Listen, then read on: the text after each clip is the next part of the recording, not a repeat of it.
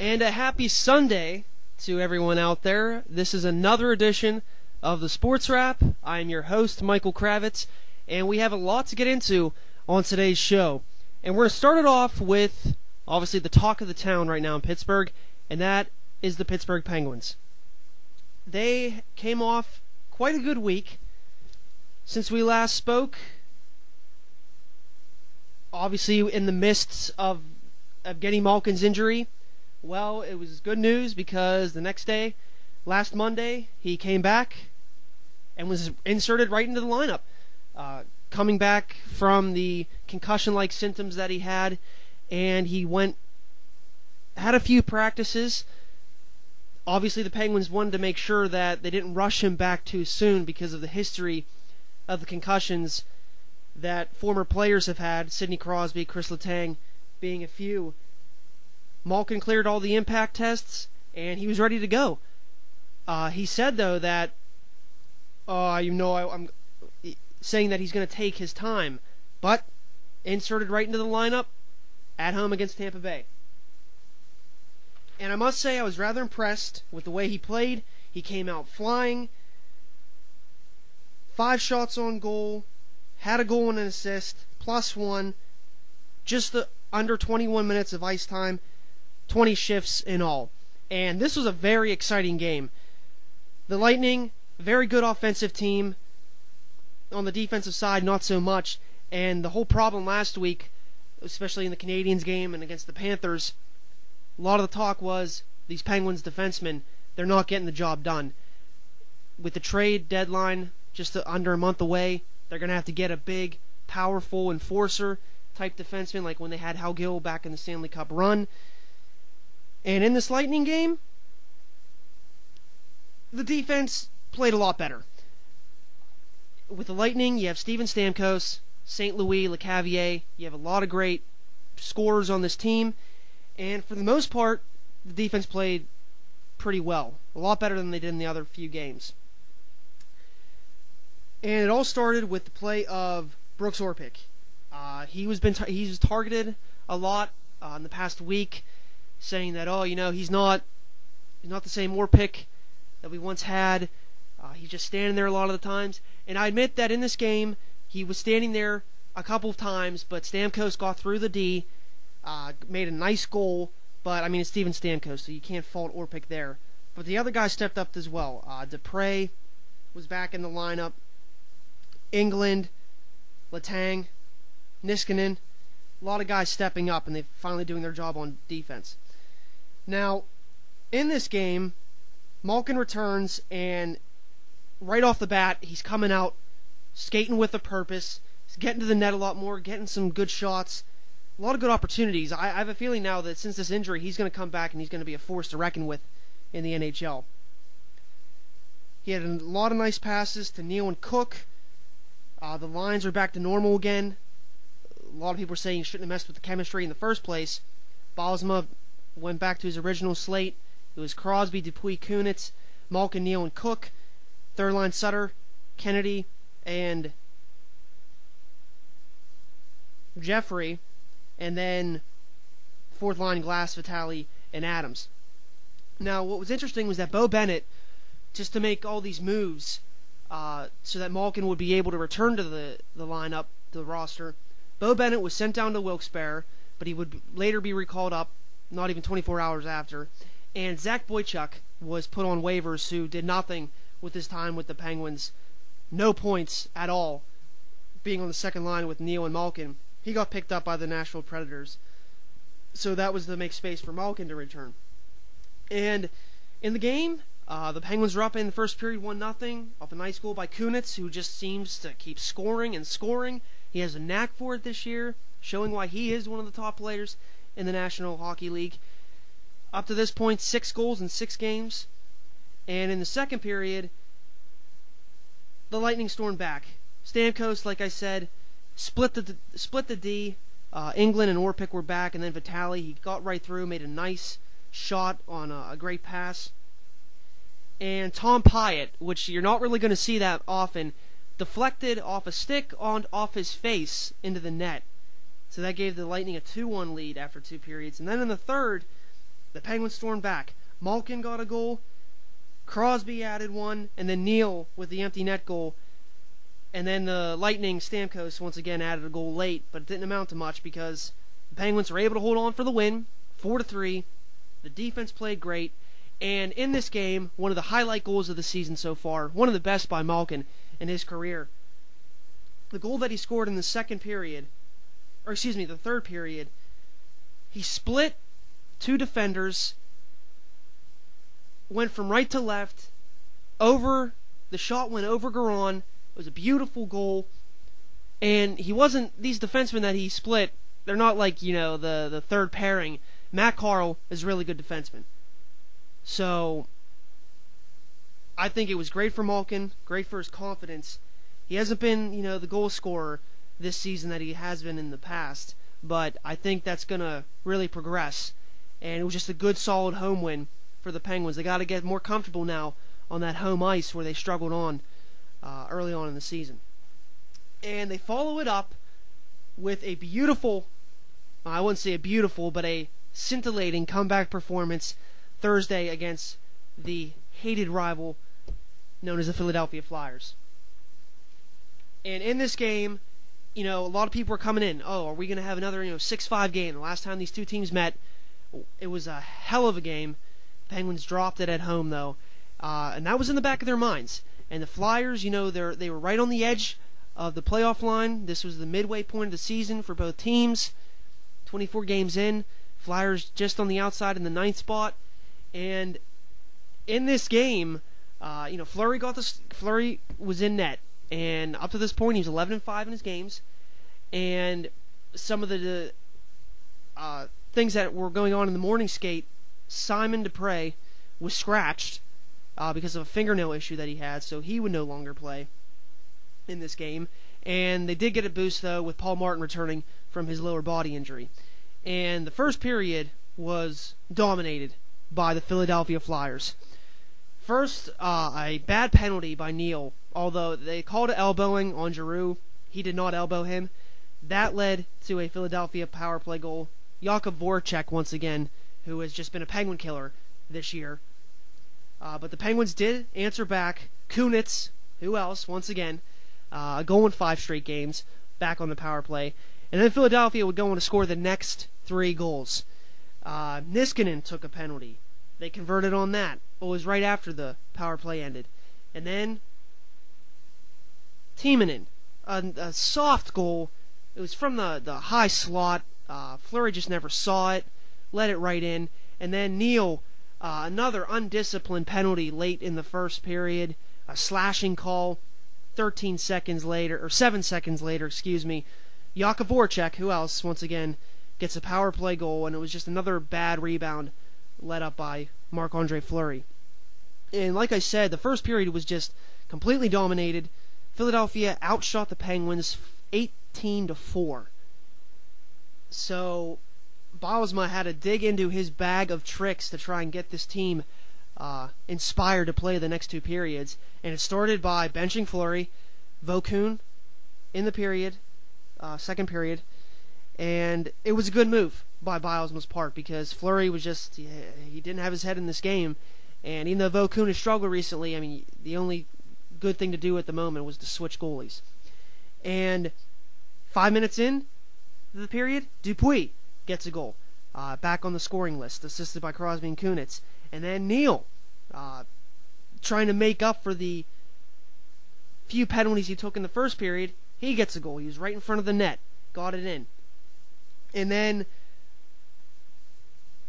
the last goal in this period to tie up the game at 4 was from an unlikely source, and that being Tyler Kennedy, who has been criticized so heavily this season for not really doing anything of much. He gets the goal, assisted by his line mates Cook and Sutter. Sutter screened the goalie.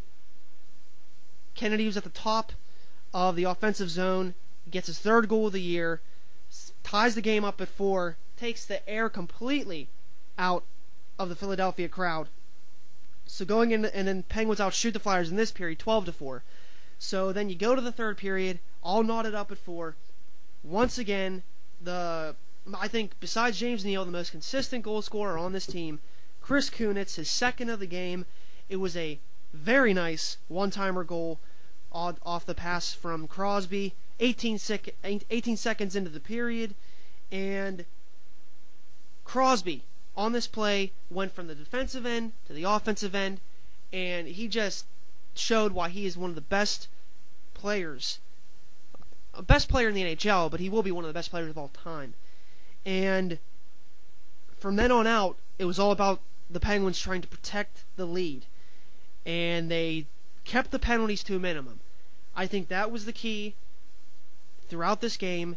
They were able to hold on for the 5-4 win after Philadelphia had a few good chances late in the game, but Penguins get the win 5-4. Much needed win against the Flyers, who have really owned the Penguins the past couple years. Kunitz 2 goals, 1 assist. Crosby 3 assists. I think it's right there in the pudding. Proof is in the pudding when the Penguins commit the stupid penalties in the first period. Flyers capitalized on them.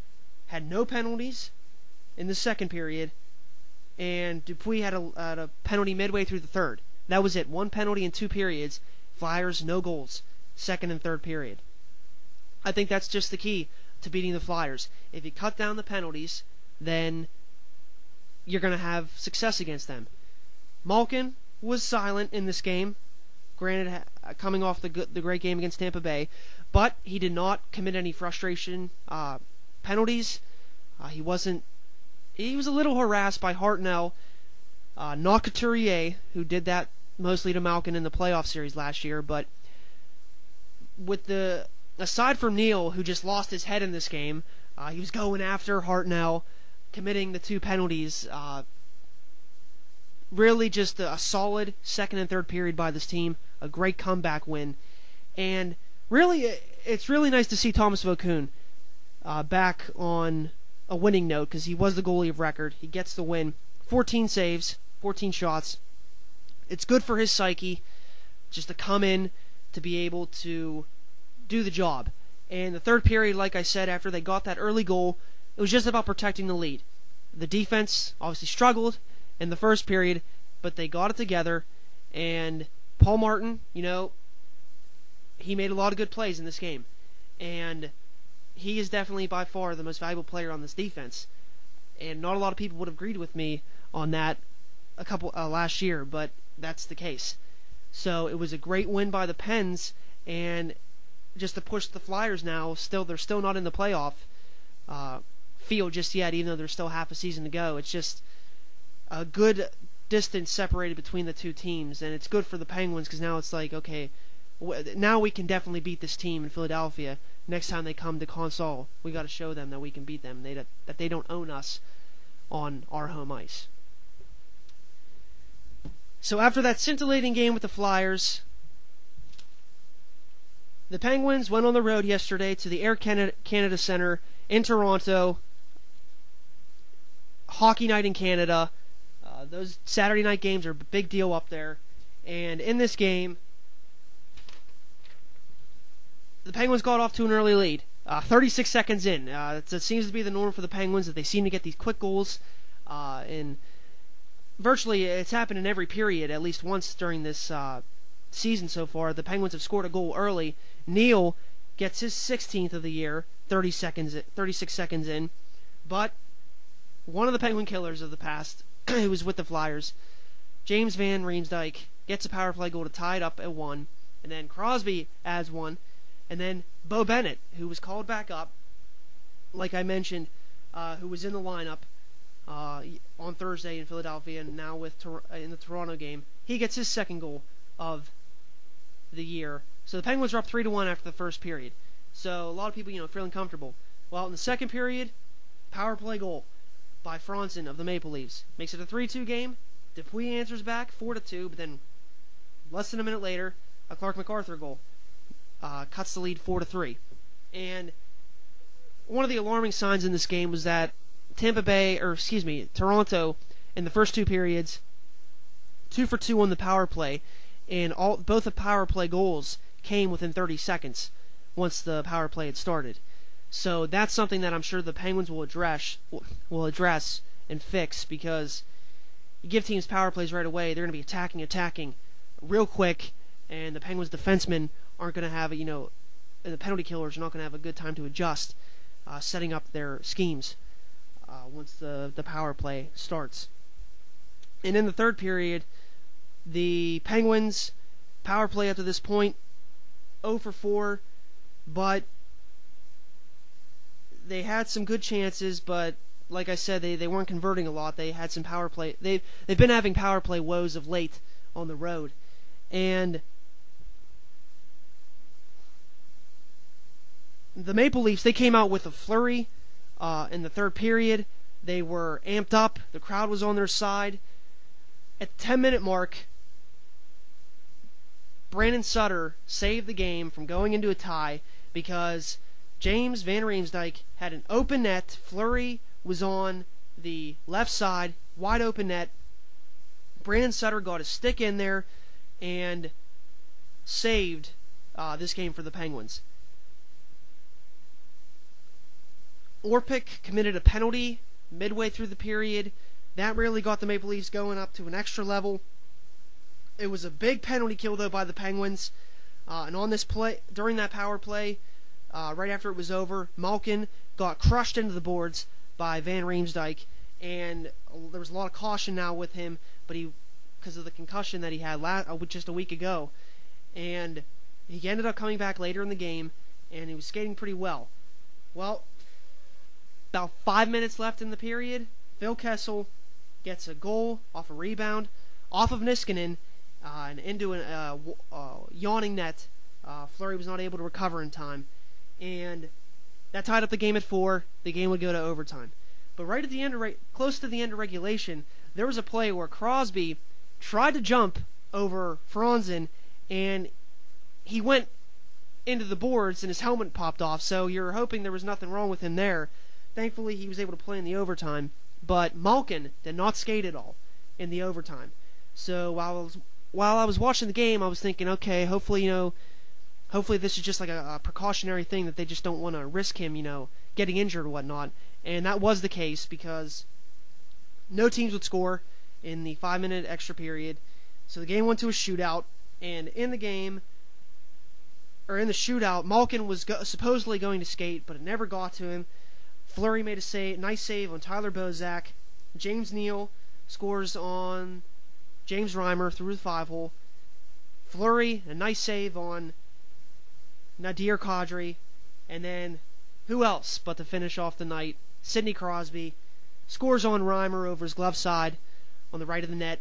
And the Penguins get the job done. They come back, winning the shootout 5-4.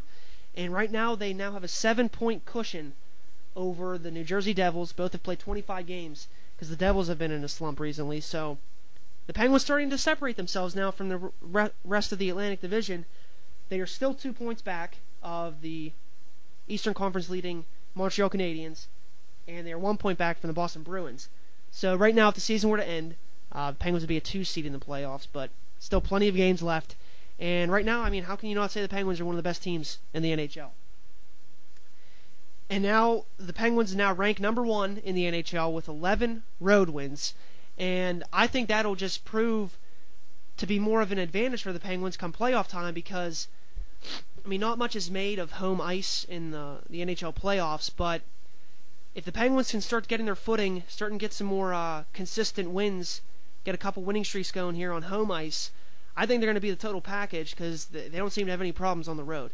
It's just at home. So I think that'll prove to be one of the determining factors in how far this Penguin team can go. Because the way it's looking, I think safe to say that they can probably... People would be a lot disappointed if they did not make it to the Eastern Conference Finals.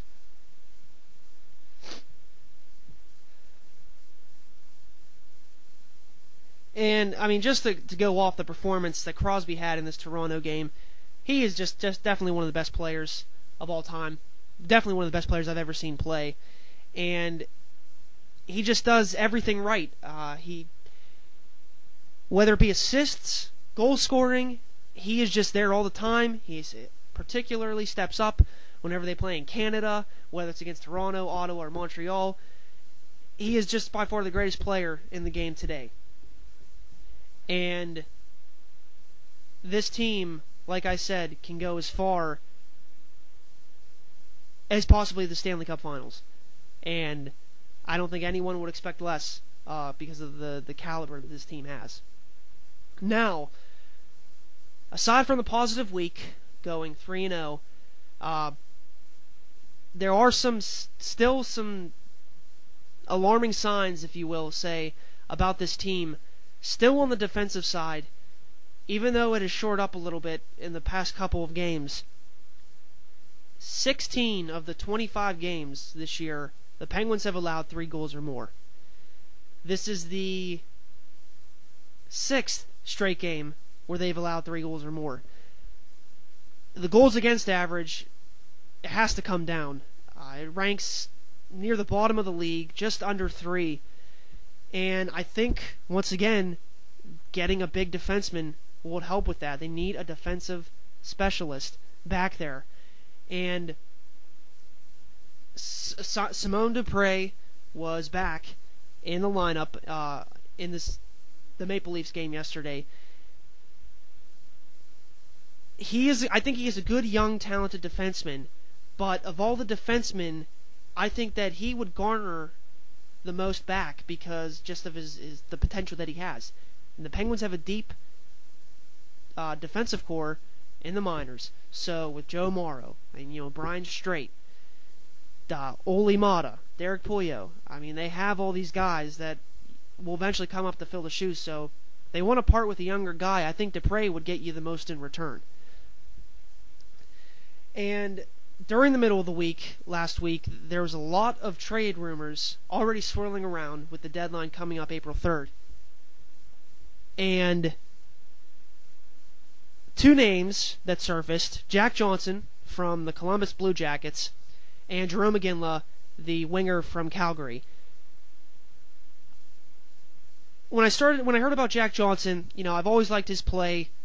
He hasn't really been up there stat-wise for defensemen the past couple years. Not really having his best year now, but I thought, okay, he would be a nice fit. But about 24 hours after that rumor was shared over the airwaves, it was denied, it was falsified. There was no way that Columbus was going to part ways with Johnson. So the only other rumor that involved the Penguins was Jarome Iginla. And if Iginla were to not waive his no-trade clause, he expects the Penguins to push hard for him. And I think Iginla would be a great addition to this team. Now, the only question is, what player would have to take a back seat if Iginla were to be traded here to Pittsburgh? Because I think Bennett is really showing that he can play with Malkin and Neal. So, I don't know if just Bennett would be moved down. That might affect the chemistry. Or if, one of the fourth liners or even third liners, whether it be Jeffrey, Kennedy, or even like Craig Adams or Joe Vitale, if one of them were to be scratched, everyone bumped down and then Iginla comes in, maybe even to play with Crosby, but you have Dupuis and Kunitz on that line, and that line's been solid every game this year. Iginla will add more scoring to this team, but I'm not so sure that scoring is what the team needs. Now, maybe if they think they can't get one of those top-notch defensemen to trade for them, they have to upgrade their offense so that it is pretty much unstoppable. And, Iginla, he's been a superstar in this league. He is up there in age. He's 35. This year, he has about 12 goals, 7 assists. He leads the team for Calgary in points. And, he's been a 90-point scorer multiple times in his career. And really, Calgary is just a team going nowhere. They haven't been a good team since before the previous NHL lockout in 2004. So, I think Iginla would welcome a trade to the Penguins because it would give him a chance to try and make a stab at a cup. So, I think he would help this team. But like I said, I think defense is just the number one need for the team going into the trade deadline. So, we'll likely be seeing within the weeks to come with the April 3rd trade deadline fastly approaching. And also, just a quick note that the NHL realignment plan that I mentioned last week on the show just needs now approved by the NHL Board of Governors, and that is just a formality, so it's pretty likely that this is going to happen for the 2014-2015 season, where the Penguins will be in a division with the Flyers, Rangers, Islanders, Devils, Capitals, Hurricanes, and Blue Jackets. So I think, with the addition of Washington and Carolina, that'll make the one of the Eastern Conferences one of the best divisions in the NHL in the future. So we'll definitely be looking forward to hearing more about that in the stages of what the other divisions would look like. And now I want to get into the Pittsburgh Steelers. And boy, did they make some news over the week. It all started last Tuesday, March 5th, when, I guess we shouldn't say unexpectedly, because the Steelers have a tendency to do this, they end up bringing back one of their former players. None other than cornerback William Gay signed a 3-year deal worth $4.5 million with a $500,000 signing bonus to come back to the Steelers, the team that originally drafted him.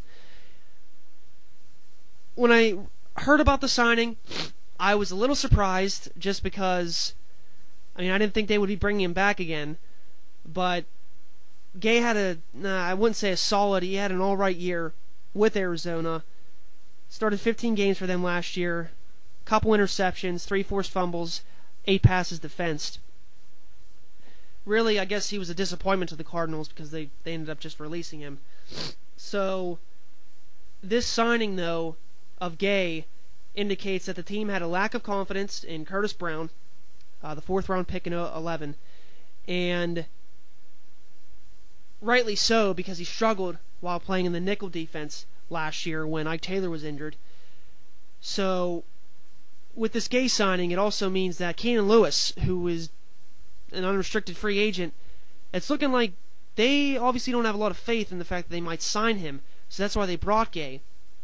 So, I'm assuming the depth chart for next year would indicate that, or would look like Ike Taylor would still be your number 1, and on the number 2, I'm thinking it's Cortez Allen's job to lose, because in the games he played last year, that Cincinnati game, he was in there on every turnover. He led the team with interceptions.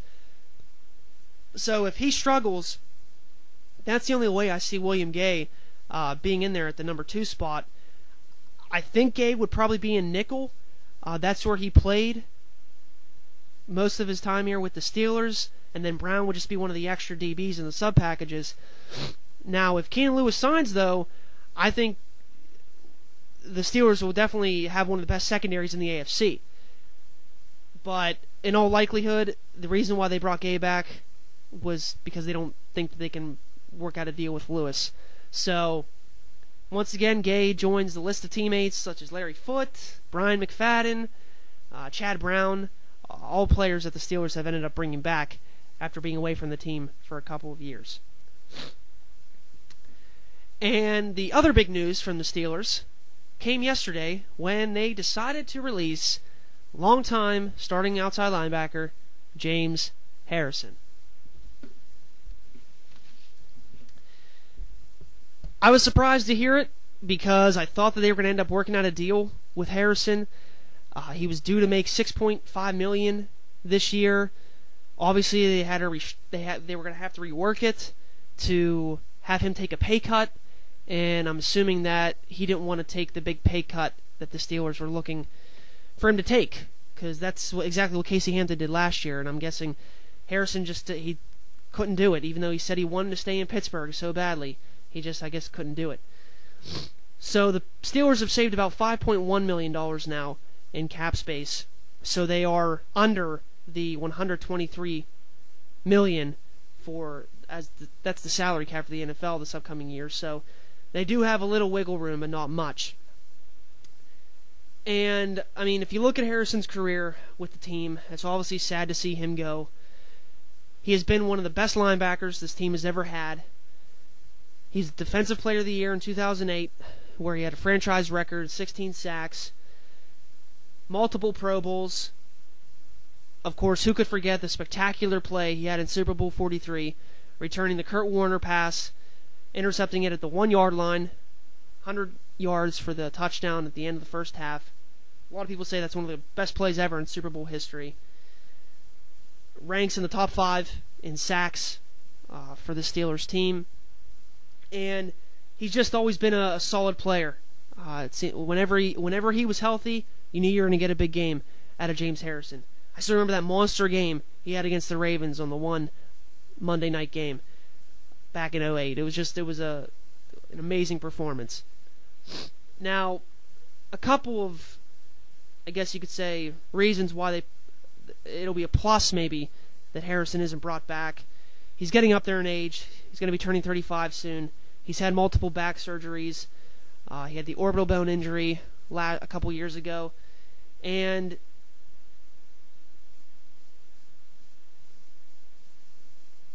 with all the trouble that he got in on the field and then off the field was comments about Goodell being fined over $100,000 in fines in his career so far.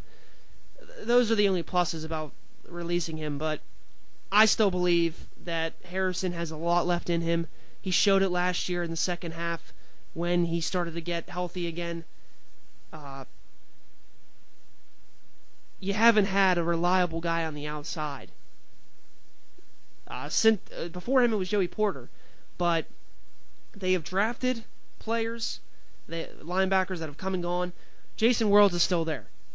Now, he is likely to be the new starter on the outside unless the Steelers if they draft someone, but I can't see that draftee jumping ahead of Worlds, or if they try and go out and sign someone. But I looked at the list of free agents. I don't see many targets for the Steelers that they would find that's better than Worlds, because they would have to pay a lot of money, and that's something they don't have right now, a lot of spending room.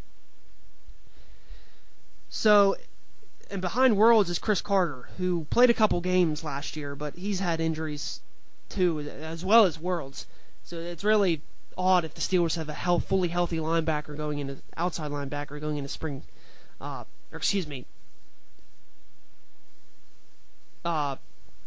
mini camp during the summer. So I don't know how it's going to turn out. Worlds shows that he was capable last year with the pass defense. He had 5 sacks, 8 quarterback hurries. It's just on the running side, Harrison was always there, got in the nose. He was one of the best run defenders in the game, and Worlds hasn't really shown that to his repertoire for the Steelers since they drafted him. So, I mean, you just got to like Harrison, though, with his story with the Steelers. He was an undrafted free agent to sign with the Steelers after playing at Kent State. Cut 3 times, twice by the Steelers, 2002, 2003, and then by the Ravens. He was finally brought back to the Steelers in 2004, was a great special teams player, and he unseated Porter in 2007 when the Steelers released him. So I definitely think he's one of the great Steelers of all time, one of the best linebackers they've ever had, and he will be missed. Now the question is, where will he end up? Obviously, a lot of teams would want him because they're obviously going to see in the second half of the last year he still was explosive, he still was a game changer. Worst case scenario, if Baltimore, Cleveland, or Cincinnati signs him, because he is the type of player that can haunt you, and I'm sure he would love nothing more. Obviously to see the guys again, but just to play against them, to show that, I was worth the money, even though the Steelers couldn't give it to him. That would just be to elevate the storyline even more, especially if he were to sign with Baltimore, since it's already a heated rivalry. That would just add to it. So I'm definitely going to be looking forward to see where Harrison ends up, because I know there's going to be lots of teams out there trying to nab him. And you got to look now with the other free agents that the Steelers have.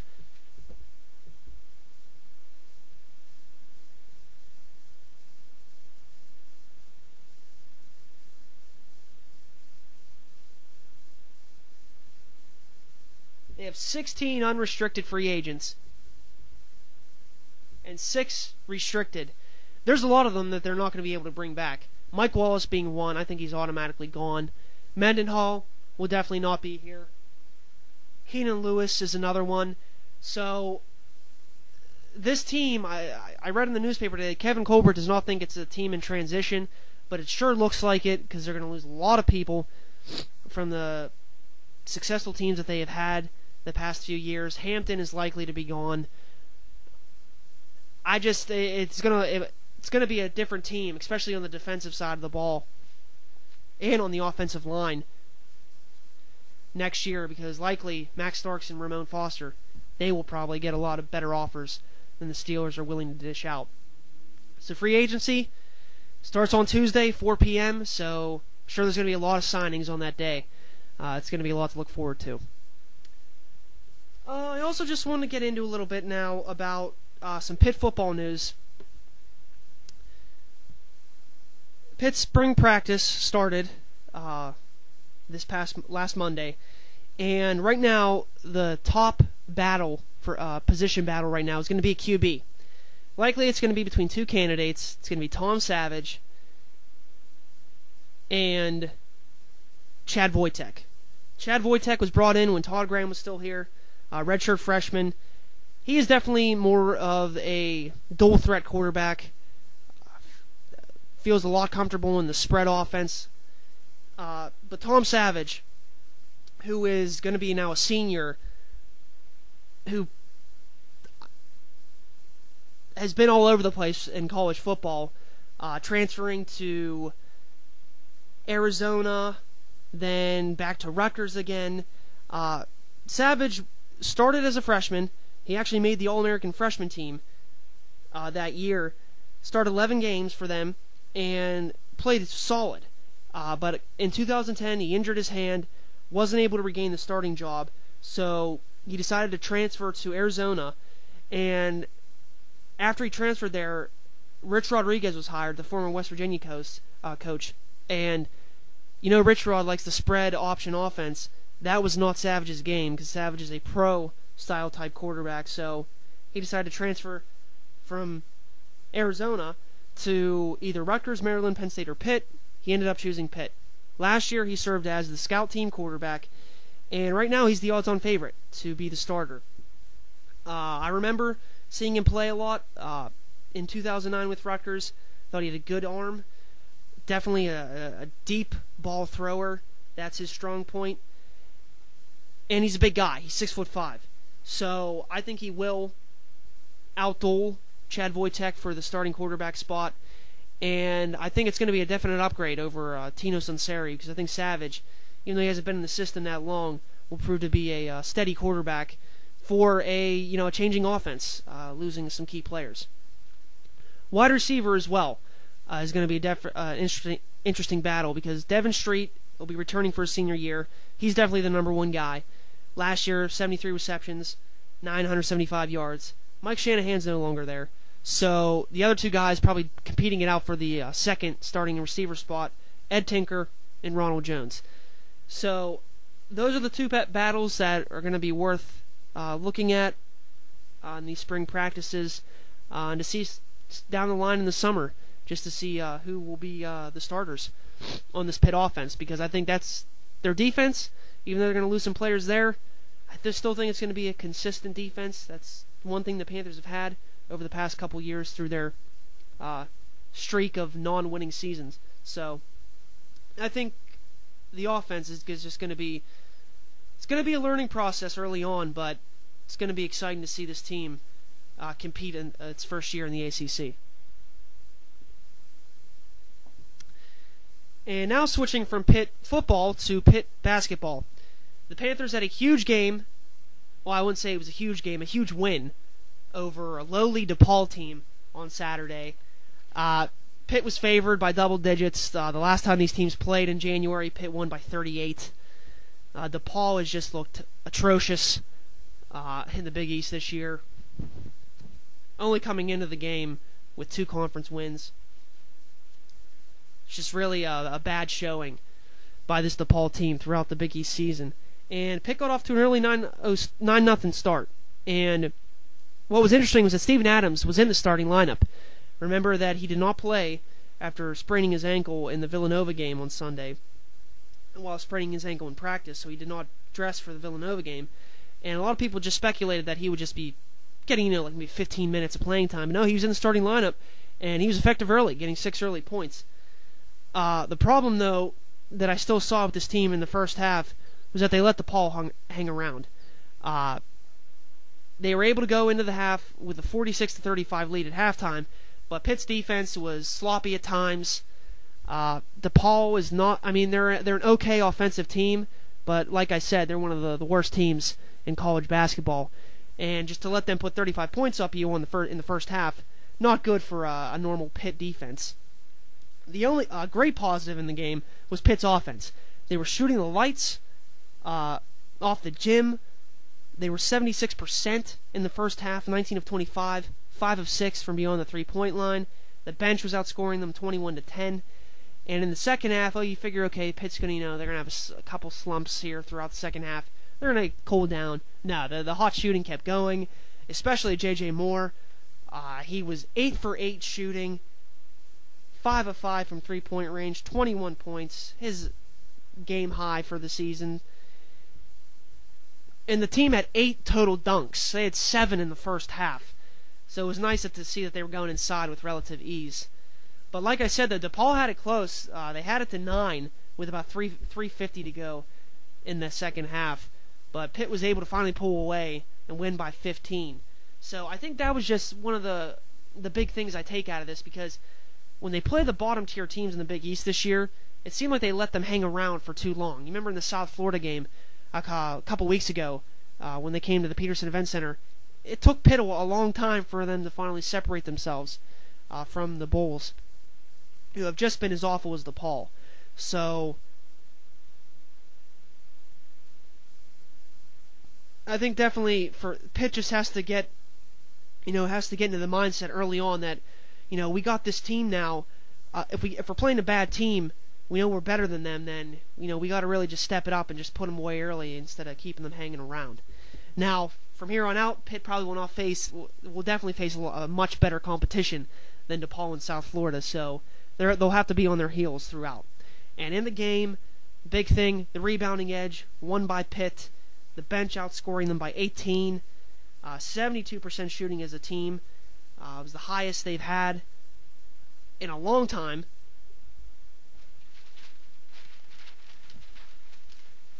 In fact, it was to be exact, it was 71.1%. So that was the previous record, 71.4 against Syracuse in 2011. So that is the new record now for the Panthers. And it was the highest percentage they've shot this year. So it was definitely a good thing to see. And 64% from three-point range, 9 of 14. Pitt's not a great three-point shooting team, but like I said, J.J. Moore, Deron Johnson, and Woodall had some threes. So maybe that'll be something to keep a little eye on. Maybe if they can get the three ball going, that'll help them here in the postseason. And like I said, Trey Woodall, once again, a catalyst for the offense. 18 points, 4 assists, 7 rebounds, a steal. And Steven Adams, solid game after coming off the ankle injury, 8 points, 4 rebounds, and a block. And the only bad thing in the game, they had 18 turnovers against DePaul in the first meeting, and in this meeting they had 16. So at times Pitt gets sloppy when the game really just doesn't have a good defensive matchup, because, like I said, DePaul's defense was dreadful. So Pitt they were a little careless with the ball at times. So now Pitt finished the year 24-7, 12-6 Big East record. And, this game was all about seeding in the Big East tournament. Syracuse loses to Georgetown. Notre Dame loses to Louisville. So now Pitt was the last team to get a double bye. They will be the number 4 seed in the Madison Square Garden. Their first game will be this Thursday. Now, they will either play, in the first round, you have Seton Hall against South Florida. The winner of that game will take on Syracuse. And I'm thinking most likely Syracuse will win that, so they would essentially play Pitt in the quarterfinals. And Pitt has had great success against Syracuse. Syracuse is a struggling team right now, so I think that's going to be a good matchup for Pitt. I think it's a game that they can win. And obviously this will be the last time that it's the original, well, not the original, but the heart and soul of the Big East, the tournament, coming to an end once Pitt leaves, Syracuse leaves, and Notre Dame leaves, and then you have the Catholic Seven separating. So I think it's going to be a hell of a tournament. It's going to be a great few days there down in New York. I think there's going to be a lot of close games. And you know what? I think Pitt has a good chance. They have a good chance to win the tournament. I'd say the top 4 teams. And then you throw Notre Dame in there. Those are the 5. Louisville, Georgetown, Marquette, Pitt, and Notre Dame. I think any one of those 5 teams could win this tournament and make a deep run into the NCAA tournament. So definitely going to be exciting to watch. And also, we're going to be keeping an eye on Pitt's seeding. The way I see it now, right now, Pitt's a 6 seed. If they were to win one game at the Big East tournament, I think they could get up to a 5. They win the Big East tournament, I think they would definitely be a 4. And depending on how the other teams ahead of them fare, they could get as high as a 3. So, definitely going to be an important week in terms of seeding for the Pitt Panthers, because there's no question that they're going to be back in the NCAA tournament. And finally on today's show, I want to talk just a little bit about the Pirates. This past week, spring training, once again, not good for the Buccos. Right now, they are 4-10 in the Grapefruit League. That's second to last. Like I said, you can't put a lot of stock into how the team does in spring training. But some of the things to note, they still have had poor pitching performances. It seems like no one wants to step up and win the 5th spot in the rotation. How I said it was between McPherson, Locke, Sanchez, and possibly Garrett Cole. McPherson pitched Sunday and Friday. Sunday against the Astros, even though the Pirates got the win, McPherson went 2 2/3, gave up 2 hits, 4 runs, 3 walks. And then Friday against the Orioles in the game the Pirates lost, 3 innings pitched, 6 hits, 4 runs, all earned. So his ERA is over 6. He has not done well. Jeff Locke starting to turn it around just a little bit in the Wednesday game against the Red Sox. 4 innings pitched, 3 hits, couple walks, 3 strikeouts. So it's nice to see him getting going. Jonathan Sanchez, though, he's still having a horrid spring. In that same game, 2 innings pitched, gave up a run, couple hits, couple walks, and then he pitched again the day after, 1 2/3 innings, 4 hits, 4 runs. So he is definitely not performing. Oh, excuse me. That was Jeanmar Gomez, who is still. I'm surprised he has not been released from this team, because his ERA is now close to 20 again. So there's no chance in any part of the world that he's going to make this Pirate team. So just bad pitching performances. A.J. Burnett, though, in yesterday's game against the Twins, he looked pretty good. Went the furthest he has gone so far this spring. 4 2/3 innings pitched, couple walks, 3 strikeouts. So it's nice to know that he's going to get more deep into games. So it's nice to see your ace getting in that work. And some of the offensive performances that you got to take note of: Starling Marte leading the team with .421 batting average. He has looked really well as the leadoff guy. A lot of people were saying that this was what this team needs, a leadoff hitter. Well, Marte is going to give you power, and he's going to give you speed. Already has a couple triples in the spring. The 2 players, though, that were looking like they were just going to be bench players, Tabata and Gabby Sanchez. Jose Tabata, was questioned that he might not even make the roster with Presley, pretty much competing with him for the the backup outfield spot. He is hitting .333, 5 RBIs, 4 doubles. Come into spring training, lost some weight, looked in a lot better shape, and picking up his speed, I think, is one of the important things he wants to focus on. And then Gabby Sanchez. Not many home runs for the Pirates so far this spring, but he leads the team with 2, just batting just under .300. He's definitely helping his cause. Got some time at third base. Most likely, though, he'll be platooning with Jones at first base. So if they can get him to be back to where he was in 2011, his All-Star year, then he's definitely going to be a great help to this Pirate offense. And just some slumps that we got to keep an eye on, even though it's early. Alvarez and McCutchen, only 2 hits. Alvarez 2 for 17, Kutch 2 for 16. So hopefully they can turn it around. But that's pretty much it I got for today's show. We're going to have a packed slate next week. So just want to thank you all for listening to the Sports Wrap. Signing off, I'm Michael Kravetz.